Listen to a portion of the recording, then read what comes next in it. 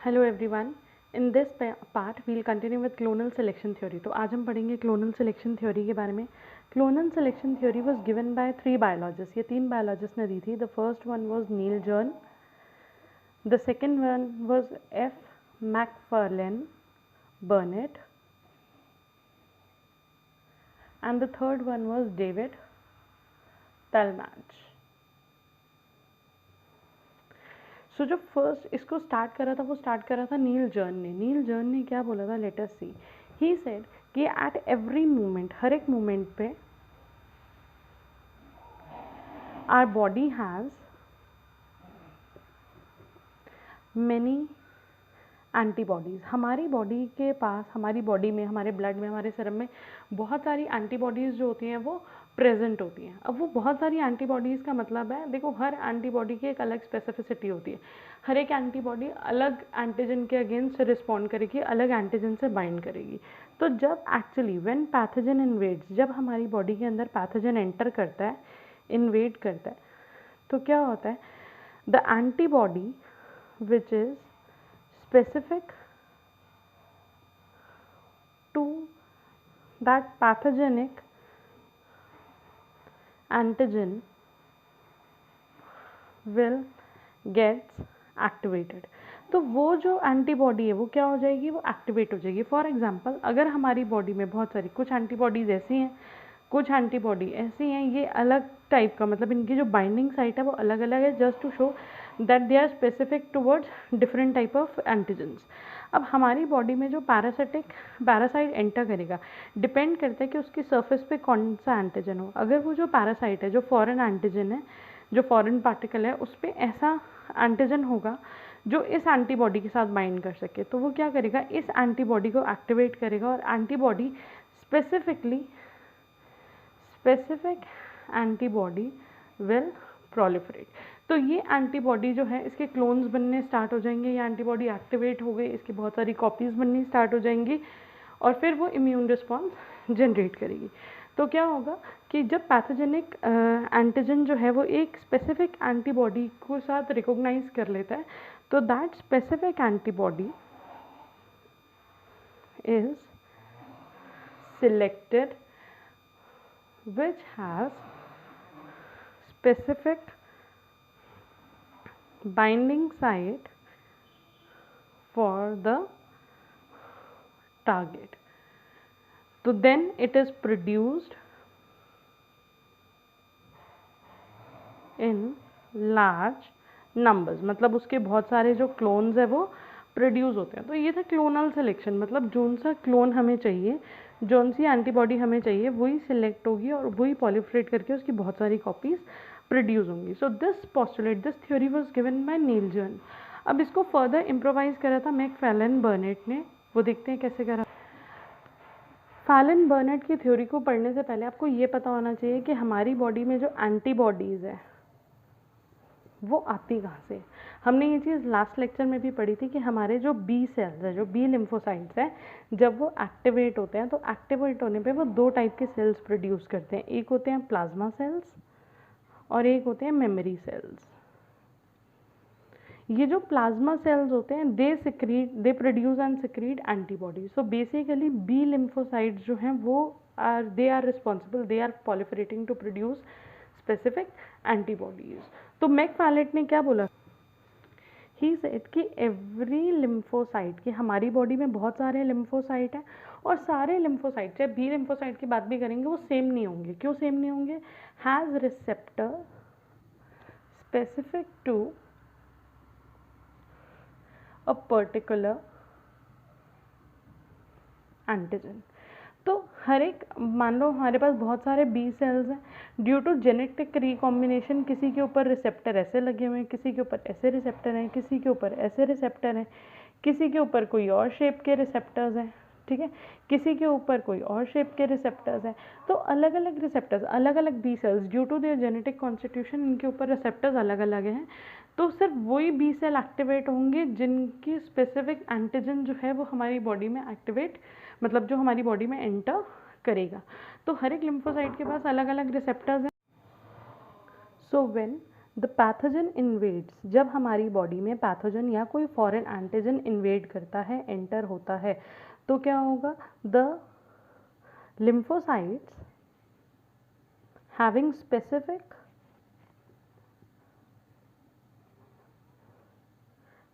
receptors, जिन lymphocyte के पास specific receptors हैं against that pathogen, वो क्या होंगे? वो एक्टिवेट हो जाएंगे। अब ये lymphocytes एक्टिवेट हो गए, ये एक्टिवेट होने के बाद क्या करेंगे? They will activate the B cells, ये बी लिम्फोसाइट्स को एक्टिवेट कर देंगे। बी लिम्फोसाइट्स कहाँ प्रेजेंट है? स्प्लीन में प्रेजेंट है और बोन मैरो में प्रेजेंट है। तो मान लो अगर हमारी बॉडी में कोई एंटीजन एंटर हुआ और उसके ऊपर, मतलब कोई पैथोजन एंटर हुआ और उसके ऊपर ऐसा एंटीजन है, तो इन रिस्पॉन्स टू दिस ये वाला जो लिम्फोसाइट है वो एक्टिवेट होगा। ये लिम्फोसाइट एक्टिवेट होने पे क्या करेगा? सिमिलर बी सेल्स को एक्टिवेट कर देगा। ऐसे वाले जितने भी बी सेल्स हैं वो एक्टिवेट हो जाएंगे और प्रोलिफरेट, मतलब उनकी बहुत सारी कॉपीज़ बननी शुरू हो जाएंगे। ठीक है, तो बेसिकली फिर क्या हो रहा है? बी सेल्स प्रोलिफरेट हो रहे हैं, मतलब कि वो मल्टीप्लाई हो रहे हैं, उनके बहुत सारे क्लोन्स और कॉपीज़ बन रहे हैं, एंड फॉर्म क्लोन्स, उनकी बहुत सारी कॉपीज़ बन रही हैं, विच having the same specificity, जिनके ऊपर की स्पेसिफिसिटी, मतलब जिनके ऊपर का रिसेप्टर जो है वो सेम होगा जैसा हमें चाहिए। तो जितने ऐसे रिसेप्टर्स बनेंगे उतने ही ज़्यादा उस एंटीजन के साथ वो बाइंड होके उसको इम्यून रिस्पॉन्स जनरेट होगा और उसको बॉडी से एलिमिनेट कर सकते हैं। So this was the theory given by मैकफार्लेन Burnet and this is the most followed theory till now. अभी तक जो क्लोनल सिलेक्शन में हम मेन थ्योरी मानते हैं वो this is the theory. So एक बार let us talk about the postulates which were given by Macfarlane and the overall clone selection theory. So the postulates were each lymphocyte has a receptor specific to a particular antigen. बहुत सारे lymphocytes हैं और हर एक lymphocyte के पास अलग अलग receptor है depending upon अलग अलग antigens. और इन lymphocyte के receptors ये जो होते हैं ये पहले से present होते हैं, मतलब prior to the interaction with antigen. antigen हमारी बॉडी में नहीं होता, नहीं एंटर करा होता, उससे पहले ही हमारी बॉडी में जो बहुत सारे बी सेल्स होते हैं due to their different genetic constitution उनके जो रिसेप्टर्स होते हैं वो अलग अलग होते हैं। जब हमारी बॉडी में कोई एंटीजन एंटर करता है, so the interaction of lymphocyte with specific antigen क्या करेगा? एक्टिवेट कर देगा बी सेल्स को। ये बी सेल्स जब एक्टिवेट होंगे तो वो पॉलिफरेट करके उसके बहुत सारे क्लोन्स फॉर्म होंगे। Clones of such cells are formed which have the same specificity. तो हमने यहाँ पे क्या करा? पहले यहाँ पे वो सेल्स सिलेक्ट हुए। कौन से सेल सेलेक्ट हुए? वो सेल सेलेक्ट हुए जिनके पास वो स्पेसिफिक रिसेप्टर्स थे which are required for that particular antigen. ठीक है, मान लो अगर हमारे पास ये वाले, हमें इसके ऊपर रिसेप्टर्स जो हैं वो उस एंटीजन के रिस्पॉन्ड में है, तो ये वाले जो सेल्स थे वो सिलेक्ट हुए और अब इनके क्लोन्स फॉर्म होंगे, इसीलिए इसका नाम है clonal selection theory. And during that time अगर ऐसे कोई लिम्फोसाइट्स बन रहे हैं जो सेल्फ एंटीजन्स के अगेंस्ट ही एक्ट कर रहे हैं, तो इसी प्रोसेस के टाइम में उन लिम्फोसाइट्स का डिस्ट्रक्शन भी हो जाता है ताकि वो ऑटो इम्यून रिस्पॉन्स जो है वो जनरेट ना करें। सो this was about clonal selection theory. अब हम पढ़ेंगे डिफरेंट टाइप ऑफ पैथोजेंस के बारे में। पैथोजेंस क्या होते हैं?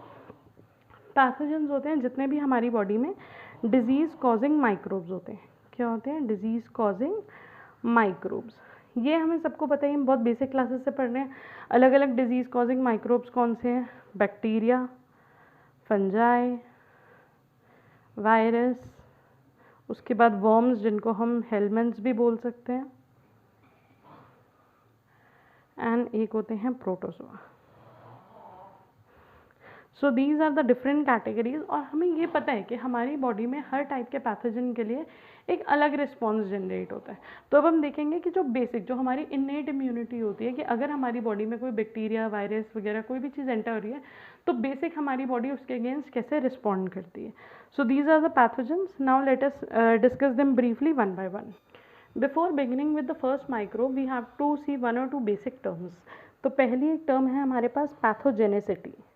पैथोजेनिसिटी, पैथोजेनिसिटी का मतलब क्या होता है? Ability of a microbe, of a pathogen to cause disease, क्या हमारी बॉडी के अंदर जो भी माइक्रोब एंटर कर रहा है, कोई भी बैक्टीरिया वायरस, क्या वो हमें डेफिनेटली बीमार करता है? क्या हमें हमेशा डिजीज़ होता है? हमने लास्ट लेक्चर में भी डिस्कस करा था, ऐसा नहीं होता। We are surrounded by so many microbes, so many bacteria viruses. Every time when we breathe in the air there are some bacterias और microbes which are entering into our body. But क्या हम every moment या every day बीमार हो रहे हैं? नहीं। तो वो क्या चीज़ है, कौन से माइक्रोब्स या कैसे हमारी बॉडी में वो डिजीज़ कॉज कर सकते हैं? तो पैथोजेनिसिटी मतलब उस पैथोजन की एबिलिटी, उसके पास क्या क्या ऐसी चीज़ें हैं जिसकी वजह से वो हमें डिजीज़ कॉज कर सकता है। तो कुछ ऐसी चीज़ें हैं जो अगर एक पैथोजन कर लेता है, जैसे कि first is ability to enter the host tissue और सेल। पहले अगर वो हमारी बॉडी के अंदर, हमारे टिश्यूज़ के अंदर एंटर कर गया, उसके बाद second colonize in the host tissue. Colonize का मतलब है ग्रुप अप। अगर वो हमारी बॉडी के अंदर एंटर कर गया और वहाँ पे मल्टीप्लाई कर रहा है, ग्रो कर रहा है, ग्रुप कर रहा है, मतलब बढ़ते जा रहे हैं, तो मतलब कि they are becoming more and more successful. Use host nutrients. अब वो अगर हमारी बॉडी के अंदर सर्वाइव कर रहा है तो उसके पास ऐसा मैकेनिज्म होना चाहिए कि वो हमारे न्यूट्रिएंट्स को, हमारी एनर्जी को यूज़ कर सकें फॉर देयर ओन फंक्शंस। अब ऑब्वियसली अगर हमारी बॉडी के अंदर कोई भी फॉरेन एंटीजन, बैक्टीरिया, वायरस वगैरह एंटर कर रहा है तो हमारी बॉडी उसके against immediately immune response generate शुरू कर देती है। तो अगर तो वो इम्यून रिस्पॉन्स इस बैक्टीरिया, वायरस या एंटीजन को किल कर देता है तो बात यहीं पे ख़त्म, कहानी यहीं पे ख़त्म, वो हमें डिजीज़ कॉज कर ही नहीं पाएगा। But if it can suppress the host immune system, अगर वो हमारा इम्यून सिस्टम सप्रेस कर दे मतलब उसको ओवरकम कर दे, उसको वीक कर दे, तो अगर हमारा इम्यून सिस्टम वीक हो जाएगा उस पर्टिकुलर एंटीजन के अगेंस्ट, तो ऑब्वियसली हमारी बॉडी उससे इजीली फाइट नहीं कर सकेगी। And the last thing is if it has the ability to secrete या प्रोड्यूस सम टॉक्सिन। अगर वो हमारी बॉडी में टॉक्सिन्स, कुछ केमिकल्स प्रोड्यूस कर सके which are more harmful to them. So these are the different dependency of a pathogen to cause a disease.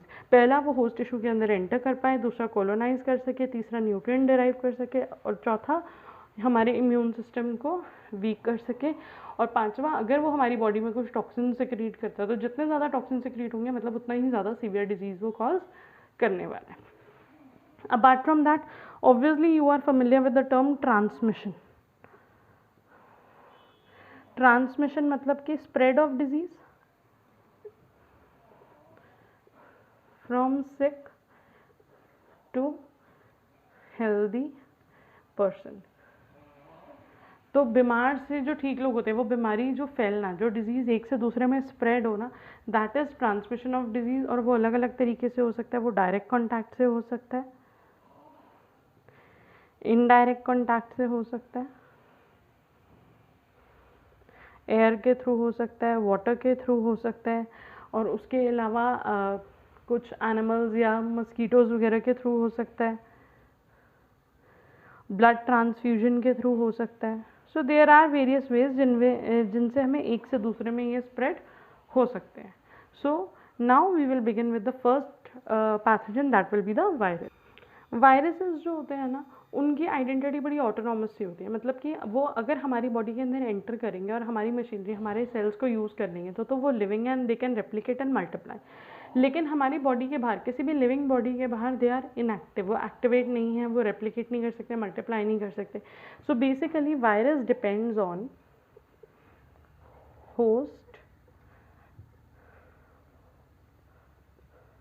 Sales और machinery, वो हमारी बॉडी के ऊपर डिपेंड करते हैं फॉर रेप्लिकेशन। रेप्लिकेशन मतलब कि उनका डीएनए डबल होगा, उनकी कॉपीज़ बनेंगी तभी। अगर वो हमारी बॉडी के बाहर हैं, आउटसाइड द होस्ट सेल्स और बॉडी, दे आर इनएक्टिव। वो हमारी बॉडी के अगर बाहर हैं तो वो इनएक्टिव पार्टिकल्स हैं, और जिनको हम जनरली क्या बोलते हैं, वायरॉन्स या वेरियॉन्स। ठीक है जी। तो अगर हम बात करें कि एक बेसिक वायरस के पास क्या क्या चीज़ें होती हैं अपनी, एक बेसिक वायरस के पास सबसे पहली चीज़ है, क्योंकि वो अगर लिविंग है और वो रेप्लिकेट कर रहा है तो उसके पास अपना जेनेटिक मटेरियल होगा। जेनेटिक मटेरियल में इट कैन बी डीएनए और it can be RNA, single stranded DNA, double stranded DNA या फिर आरएनए, ये सब हो सकता है। Apart from that it has a protein coat, उसके पास एक प्रोटीन कोट होता है जिसको हम बोलते हैं capsid. And the third thing is a envelope. Envelope कुछ वायरसेस के बाहर होता है और कुछ वायरसेस के बाहर नहीं होता। तो कुछ वायरसेस एनवेलप्ड होते हैं और कुछ वायरसेस एनवेलप्ड नहीं होते। तो ये बेसिक एक स्ट्रक्चर है कि वायरस के पास जेनेटिक मटेरियल होता है, प्रोटीन कोड होता है, और कुछ वायरसेस के पास एनवेलप भी होता है। ऑब्वियसली एनवेलप का होना या ना होना will be a different thing, क्योंकि अगर होगा तो इट इज़ मोर एडवांटेजियस और उससे वो और ज़्यादा प्रोटेक्टेड हो सकता है और वेरुलेंट हो सकता है। अब होता क्या है, when virus enter our body, when virus enters our body, जब हमारी बॉडी में वायरस एंटर होंगे तो सबसे पहली चीज़ जो हमारी इम्यूनिटी है, जो हमारी इन्नेट इम्यूनिटी है, वो क्या करेगी, सबसे पहले प्रोड्यूस करेगी, our body produces certain chemicals जिनको हम बोलते हैं interferons. Interferon specifically viral infection के केस में ही सबसे ज़्यादा प्रोड्यूस होते हैं हमारी बॉडी में, ठीक है। अब ये interferon it can be interferon alpha और interferon gamma depending on different things. अब ये इंटरफेरॉन क्या करेंगे, ये बाइंड करेंगे रिसेप्टर के साथ, सेल्स के साथ, एंड एक्टिवेट करेंगे जैक-स्टैट पाथवे। अगर आपको जैक-स्टैट पाथवे के बारे में नहीं पता then not an issue, but अभी के लिए नाम याद रखो, ये आप पढ़ोगे सेल सिग्नलिंग में जब आप सेल बायोलॉजी करोगे। देखो, अगर मान लो हमने कहा कि हमारे सेल के बाहर एक रिसेप्टर है, ठीक है, यहाँ पे कोई एंटीजन था, वो एंटीजन आके इस रिसेप्टर से बाइंड हो गया, चलो समझ आ गया। अब क्या होगा, ये एंटीजन अब इसके बाइंड होने की वजह से यहाँ पे कुछ ना कुछ रिएक्शन स्टार्ट होंगे, दैट इज सेल सिग्नलिंग, कि सेल के अंदर क्या क्या चीज़ें रिस्पॉन्ड हो रही हैं, और उसके बहुत सारे अलग अलग मैकेनिज्म होते हैं। One of them is JAK STAT pathway. तो it is a series of process. इसमें क्या होगा, जब जैक-स्टैट पाथवे एक्टिवेट होगा तो ये एक मॉलिक्यूल दूसरे को एक्टिवेट करेगा, दूसरा तीसरे को एक्टिवेट करेगा, तीसरा चौथे को, अलग अलग प्रोटीन्स प्रोड्यूस होंगे, एंड एज अ रिजल्ट ये सेल के अंदर न्यूक्लियस के अंदर डीएनए के अंदर कुछ स्पेशल जीन्स प्रोड्यूस करेंगे जो इस एंटीजन के अगेंस्ट एक्ट कर सकें। क्योंकि कोई भी चीज़ अगर हमारी बॉडी में प्रोड्यूस हो रही है तो वो किसकी वजह से हो रही है, जीन्स जब कमांड देंगे। हमारी बॉडी का कमांडिंग सेंटर सेल के अंदर क्या होते हैं, जीन्स जब कुछ कमांड देंगे तभी वो चीज़ होगी, ठीक है जी। तो यहाँ पे इंटरफेरेंस प्रोड्यूस हो रहे हैं, इंटरफेरॉन क्या करेंगे, जैक-स्टैट पाथवे को एक्टिवेट करेंगे। तो जैक-स्टैट पाथवे क्या है, it is a chain of reactions बोल सकते हो, या chain of interactions between different proteins, अलग अलग प्रोटीन्स के बीच में। अब इससे होगा क्या, it leads to the production of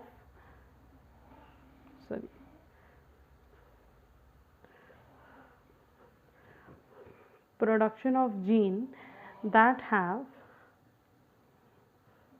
antiviral functions।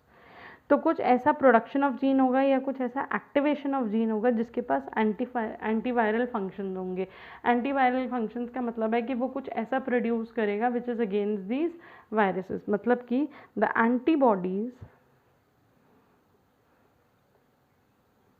Are produced against the specific antigen।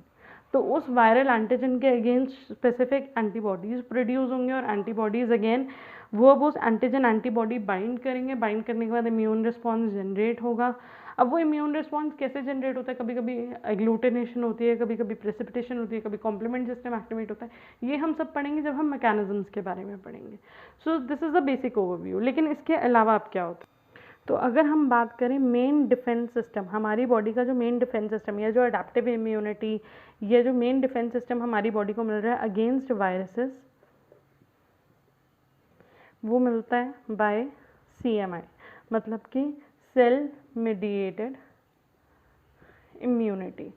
Cell mediated immunity क्या करती है, ये रिलीज करती है कुछ साइटोकाइंस जैसे कि tumour necrosis factor, interferons etcetera, plus activate हो जाते हैं TC cells and TH cells. हमने पढ़ा था TC सेल मतलब कि साइटोटॉक्सिक T सेल्स और हेल्पर T सेल्स। ये कौन से हैं, साइटोटॉक्सिक T सेल्स, और ये हैं हेल्पर सेल्स। ये सारी चीज़ें जब एक्टिवेट हो जाएंगी तो they will also activate the NK cells. NK cells हमारी इनेट इम्यूनिटी का बहुत इंपॉर्टेंट पार्ट है, that are natural killer cells. ये बेसिकली हम इसके बारे में नेक्स्ट चैप्टर में पढ़ेंगे। नेचुरल किलर सेल्स जो होते हैं वो हमारी बॉडी में एक लार्ज लिम्फोसाइट्स होते हैं जो बहुत स्पेसिफिकली मतलब किसी भी एंटीजन को किल करने में हेल्प करते हैं। So this is the basic defence of our body against the viruses. Now next take a look against the bacteria. Now bacterias easily enter our body. Bacteria हमारी बॉडी में इजीली एंटर कर सकते हैं, कैसे? Through हमारी body में अगर cuts हैं, वूंड्स हैं, उनके थ्रू ये एंटर कर सकते हैं हमारी बॉडी के अंदर। प्लस जो हमारा रेस्पिरेटरी ट्रैक्ट है, जब हम रेस्पायर करते हैं, ब्रीद इन करते हैं, तो उसके थ्रू ये एंटर कर सकते हैं। GI ट्रैक्ट मतलब कि गैस्ट्रो इंटेस्टाइनल ट्रैक्ट, जब हम खाना खाते हैं तो हमारे फूड के साथ हमारे माउथ के थ्रू ये बॉडी में एंटर कर सकते हैं। अब होगा क्या, हमारी बॉडी में हर टाइम बैक्टीरिया एंटर करते हैं। सो मोर द बैक्टीरिया, जितने ज़्यादा बैक्टीरिया होंगे obviously more will be the immune response. हमारी बॉडी उतना ज़्यादा इम्यून रिस्पॉन्स जनरेट करेगी ताकि हमें उनसे बचा सके, ठीक है। और अगर कम बैक्टीरिया होंगे तो ऑब्वियसली वो जो है वो कम। तो अगर लेस बैक्टीरिया होंगे तो लेस इम्यून रिस्पॉन्स होगा। तो बेसिकली अगर कम बैक्टीरिया होते हैं ना तो दे आर किल्ड बाय या इनगल्फ्ड बाय मैक्रोफेजेस। तो मैक्रोफेजेस अकेले ही उनको इनगल्फ करके किल कर देते हैं, ठीक है जी। अब उसके बाद आ जाता है, अगर बहुत ज़्यादा बैक्टीरिया हमारी बॉडी में एंटर हो रही है, तो अगर मोर बैक्टीरिया है, लेस में तो हमें पता चल गया कि मैक्रोफेजेस काम कर रहे हैं, लेकिन अगर हमारी बॉडी में ज़्यादा बैक्टीरिया एंटर कर रहे हैं तो क्या होगा, हमारा जो अडेप्टिव इम्यून रिस्पॉन्स है वो एक्टिवेट हो जाएगा। अडेप्टिव इम्यून रिस्पॉन्स जो है वो एक्टिवेट हो जाएगा। तो बेसिकली क्या होगा, जब बैक्टीरिया हमारी बॉडी में एंटर करते हैं, इन्विजन होती है, उसके बाद वो अटैच कर जाते हैं। अटैच कर जाते हैं किससे? टू होस्ट सेल, मतलब कि हमारी बॉडी के सेल से वो अटैच कर जाते हैं। जब वो अटैच हो जाएंगे, अब वो क्या करेंगे, अगर उन्हें जगह मिल गई और वो अटैच हो गए, वो प्रोलिफरेट करेंगे, मतलब वो और अपनी कॉपीज़ बनाएंगे, मल्टीप्लाई करेंगे, उनकी जो नंबर्स है वो हमारी बॉडी में बढ़ते जाएंगे। अब इनमें से कुछ बैक्टीरियाज जो हैं वो क्या करते हैं, invade into the tissues and sales.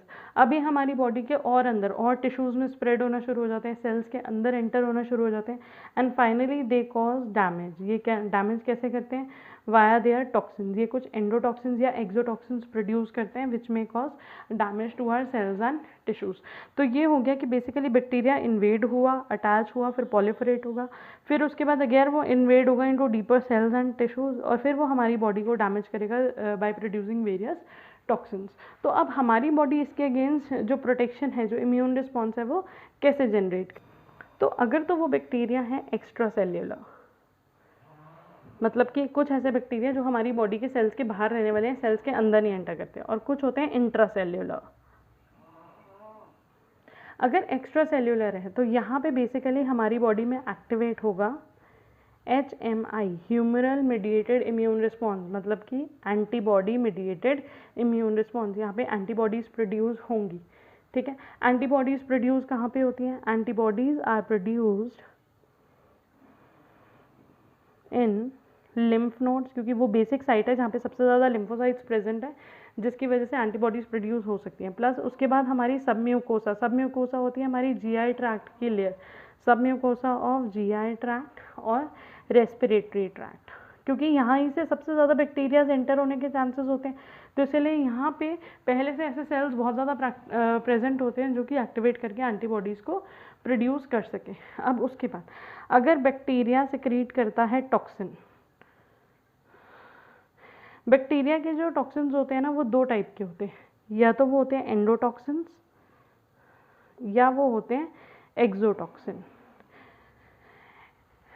Endotoxins में जैसे कि आ गया LPS, मतलब कि lipopolysaccharide layer of their cell wall, वो अपनी सेल वॉल की एक लेयर सिक्रीट करनी स्टार्ट कर देते हैं। एक्सोटॉक्सिन में आपको एग्जांपल याद करने हैं कि जैसे डिप्थीरिया जो है वो एक टॉक्सिन रिलीज करता है जिसको हम बोलते हैं डिप्थीरिया टॉक्सिन। तो जब हमने कहा कि वो टॉक्सिन्स प्रोड्यूस करेंगे तो वो टॉक्सिन कौन से हो सकते हैं, एंडोटॉक्सिन और एक्सोटॉक्सिन। और हमारी बॉडी इन टॉक्सिन्स के अगेंस्ट कैसे रिस्पॉन्स करेगी, जो एंटीबॉडीज़ हैं, हमने कहा कि एंटीबॉडीज़ प्रोड्यूस होंगी। तो जो एंटीबॉडीज़ हैं वो क्या करेंगी, वो ऑप्सोनाइजेशन करेंगी,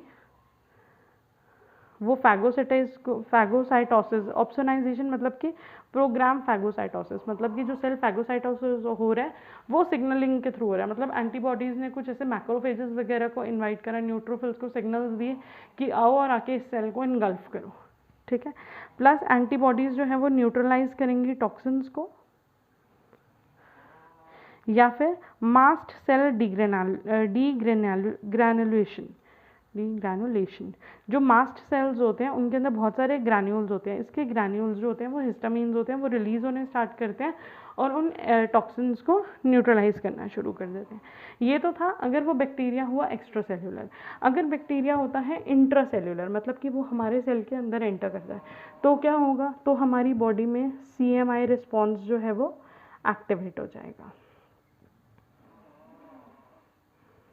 ठीक है। अब वो एक्टिवेट होगा, प्लस क्या होगा, वो NK सेल्स को एक्टिवेट कर देगा, NK cells get activated. NK cells होते हैं नेचुरल किलर सेल्स, प्लस इसके अलावा जितने हमारे साइटोकाइंस हैं, हमारे T सेल्स हैं, ये सारे एक्टिवेट हो जाएंगे और फिर उन पैथोजेंस के अगेंस्ट काम करना स्टार्ट करेंगे। So next take a look at the protozoa. So the last 2 categories are protozoa and helminth. Protozoa की अगर हम बात करें, ये होते हैं यूनिसेल्यूलर यूकैरियोट। अभी तक जो हमने पढ़ा था, जैसे हमने पढ़ा था बैक्टीरियाज वो होते हैं यूनिसेल्यूलर प्रोकैरियोट्स, वायरसेस को तो हम सेल्यूलर कंसिडर ही नहीं करते, तो प्रोटोजोआ जो है वो है यूनिसेल्यूलर यूकैरियोट्स। बेसिकली अमीबा वगैरह अगर हमारी बॉडी में एंटर कर जाते हैं तो इनके अगेंस्ट हमारी बॉडी में जो इम्यून रिस्पॉन्स होगा वो डिपेंड करता है कि लोकेशन ऑफ प्रोटोजोआ कहाँ प्रेजेंट है। अगर वो इंट्रा सेल्यूलर प्रेजेंट है सेल के अंदर तो होगा CMI, जैसे हमने बैक्टीरिया के केस में भी देखा था। अगर वो एक्स्ट्रा सेल्यूलर है, मतलब हमारी बॉडी के सीरम में, फ्लूइड में या किसी ऑर्गन टिश्यू में प्रेजेंट है बट सेल के अंदर एंटर नहीं कर रहे, तो होगा HMI, मतलब कि antibody mediated immune response.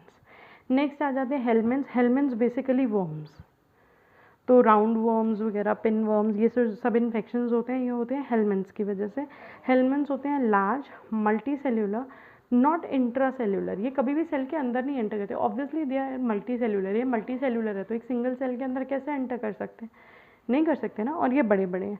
They reside in the human but do not reproduce. अगर ये हमारी बॉडी के अंदर एंटर करते भी हैं, ये रिप्रोड्यूस नहीं कर सकते। बेसिकली ना, अगर आपने कभी टीनिया, सोलियम वगैरह इन सब की लाइफ साइकिल्स पढ़ी होंगी तो मे बी आपको पता होगा कि दे नीड 2 और 3 होस्ट। एक के अंदर इनकी वेजिटेटिव ग्रोथ होती है, एक के अंदर इनकी रिप्रोडक्टिव ग्रोथ होती है। इसको हम ऑल्टरनेशन ऑफ जनरेशन भी बोलते हैं। They need 2 host to complete their life cycle, ठीक है। इसको ऑल्टरनेशन ऑफ जनरेशन भी बोलते हैं। तो ये अगर हमारी बॉडी के अंदर रह रहे हैं, अब रह रहे हैं, ये रिप्रोड्यूस नहीं कर सकते, इसका मतलब ये नहीं है कि ये हमें डिजीज़ नहीं कॉज करेंगे। इसका मतलब ये है ये बहुत ज़्यादा बढ़ते नहीं है। बट हाँ, कहीं जो अगर मान लो किसी ने, अगर कोई क्राउन वर्म है, उसने हमारी बॉडी में बहुत सारे फर्टिलाइज्ड एग्स ले कर दिए, तो ऑब्वियसली अगर फर्टिलाइज्ड एग ले कर दिए तो वो एग्स क्या होंगे, प्रोड्यूस होंगे, ग्रो होंगे और फिर वो नंबर्स में बढ़ते जाएंगे, ठीक है। या अगर हमने कहीं से फर्टिलाइज्ड एग्स किसी फूड में या किसी चीज़ में कंज्यूम कर लिया तो वो जितने फर्टिलाइज्ड एग्स होंगे उतने ज़्यादा वर्म्स वो बना देंगे। तो ये हमारी बॉडी में रहते हैं बट रिप्रोड्यूस नहीं करते। इनका जो इम्यून रिस्पॉन्स है, हमारी बॉडी इनके अगेंस्ट बहुत पुअर इम्यून रिस्पॉन्स जनरेट कर सकती है, बहुत अच्छा इम्यून रिस्पॉन्स इसके अगेंस्ट नहीं जनरेट कर सकती बीइंग मल्टी सेल्यूलर। तो इसीलिए, क्योंकि हमारी बॉडी इनको ईजिली रिकॉग्नाइज नहीं कर सकती, तो इसलिए इनको ईजिली एलिमिनेट भी नहीं कर सकती। तो काफ़ी बार ऐसा होता है कि जो वर्म इन्फेक्शंस होते हैं वो बहुत सालों तक डायग्नोज ही नहीं होते, या किसी के तब डायग्नोज होते हैं जब उसकी बॉडी में वर्म्स बढ़ जाते हैं, ठीक है। So this was about helminths. With this we are done with the chapter that is overview of immune system. So in next chapter we will begin with innate immunity. I hope आपको lecture समझ आ रहे हो. If you want to give any suggestions और any point और any doubt, you can put a comment और drop a email. Thank you.